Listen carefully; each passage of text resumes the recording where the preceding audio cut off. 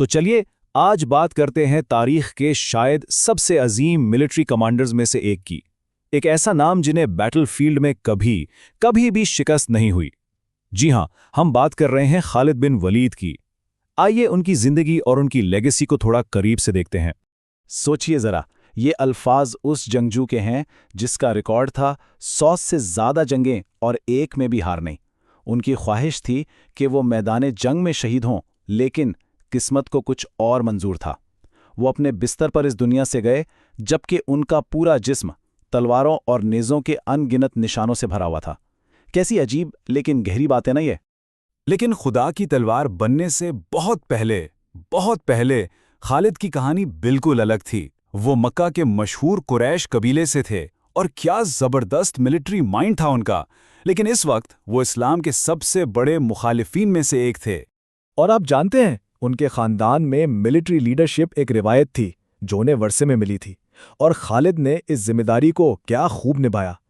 اسی وجہ سے شروع کے مسلمانوں کے لیے وہ ایک بہت بڑے چیلنج بن کر سامنے آئے۔ اب یہ جو تبدیلی آئی نا، یہ کتنی ڈرامیٹک تھی، اس کا اندازہ اس بات سے لگائیں۔ 625 عیسوی جنگ احد، خالد کا ایک ملٹری موو مسلمانوں کو بہت بھاری پڑتا ہے۔ پھر فاسٹ فارورڈ صرف 4 سال، جنگ موتا، اور وہی خالد، وہی شخص اب مسلمانوں کی فوج کو تباہی سے بچا رہا ہے۔ کیا ٹرن آف ایونٹس تھا! یہ ان کی زندگی کا ایک بہت بڑا ٹرننگ پوائنٹ تھا۔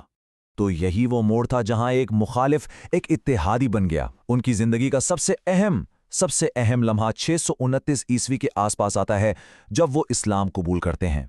وہ خود سفر کر کے مدینہ گئے، وہاں جا کر انہوں نے اسلام قبول کیا اور یہ عہد کیا کہ اب ان کی تلوار ہمیشہ کے لیے ایک نئے مقصد کے لیے اٹھے گی۔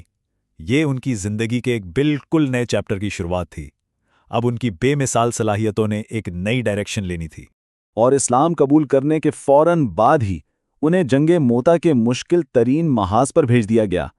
سوچئے، بازنطینی فوج تعداد میں کئی گنا زیادہ تھی۔ 3 مسلم کمانڈر ایک کے بعد ایک شہید ہو چکے تھے۔ فوج بالکل تباہی کے قریب تھی۔ اس وقت سپاہیوں نے فیصلہ کیا کہ ان کا نیا کمانڈر خالد ہوں گے، اور خالد نے کیا کیا؟ انہوں نے ایسی کمال کی مہارت سے فوج کو ری آرگنائز کیا اور ایک ایسی ٹیکٹیکل وڈرائل کی جس نے پوری کی پوری فوج کو بچا لیا۔ جنگ موتا میں اسی شاندار کارنامے کے بعد پیغمبر اسلام نے انہیں وہ لقب دیا جس سے وہ آج بھی جانے جاتے ہیں، سیف اللہ، مطلب خدا کی تلوار۔ اور یہ لقب ان کے نام اور شہرت کا ایسا حصہ بنا کہ ہمیشہ کے لیے ان کی پہچان بن گیا۔ تو اب جب سیف اللہ کا لقب مل گیا، خالد کے کیریئر کا وہ دور شروع ہوا جس نے انہیں تاریخ میں ہمیشہ کے لیے زندہ کر دیا۔ اب ان کا مقابلہ چھوٹے موٹی فوجوں سے نہیں تھا، اب ان کے سامنے تھیں اس وقت کی 2 سپر پاورز، فارسی اور بازنطینی سلطنتیں۔ 100 سے زیادہ لڑائیاں، 100+ بیٹلز، اور ایک میں بھی شکست نہیں۔ ذرا اس ریکارڈ کے بارے میں سوچئے، تاریخ میں کتنے کمانڈرز ہیں جو ایسا دعویٰ کر سکتے ہیں؟ یہ واقعی ایک غیر معمولی اچیومنٹ ہے۔ ان کے مہمات کی جو سپیڈ اور جو سکیل تھا نا، وہ حیران کر دینے والا تھا۔ پہلے ردہ کی جنگوں میں پورے جزیرہ نما عرب کو متحد کیا، پھر عراق میں ساسانی سلطنت جیسی طاقت کو شکست دی، اور پھر آگے بڑھ کر شام میں بازنطینیوں کو پیچھے دھکیل دیا۔ انہوں نے اتنی تیزی سے کام کیا کہ ابتدائی اسلامی ریاست کی بنیادیں دیکھتے ہی دیکھتے مضبوط ہو گئیں۔ اور ان کی سب سے مشہور، سب سے آئیکونک جیت وہ تھی جنگ یرمک۔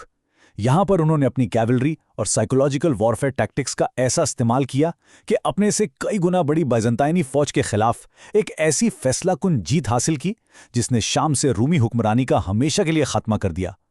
ملٹری ہسٹورینز آج بھی اس جنگ کی اسٹریٹجی کو اسٹڈی کرتے ہیں، لیکن ان کی کہانی کا انجام اتنا سیدھا سادہ نہیں ہے۔ اب ہم ان کے ملٹری کیریئر کے آخری اور شاید سب سے حیران کن چیپٹر کی طرف چلتے ہیں۔ اور یہاں ایک بہت بڑا سوال کھڑا ہوتا ہے، آخر ایسا کیوں ہوا کہ تاریخ کے کامیاب ترین جنرلز میں سے ایک کو، جس نے کبھی ہار نہیں دیکھی، 638 عیسوی میں ہائی کمانڈ سے ہٹا دیا گیا؟ اس کی کئی وجوہات بتائی جاتی ہیں۔ ایک تو یہ کہ خلیفہ عمر رضی اللہ تعالیٰ عنہ کو ان کی بڑھتی ہوئی شہرت سے تھوڑی تشویش تھی۔ انہیں یہ ڈر تھا کہ کہیں لوگ جیت کو اللہ کی مرضی کے بجائے صرف خالد کی قابلیت نہ سمجھنے لگیں۔ پھر خالد اکثر خلافت سے براہ راست احکامات لیے بغیر بڑے بڑے فیصلے کر لیتے تھے۔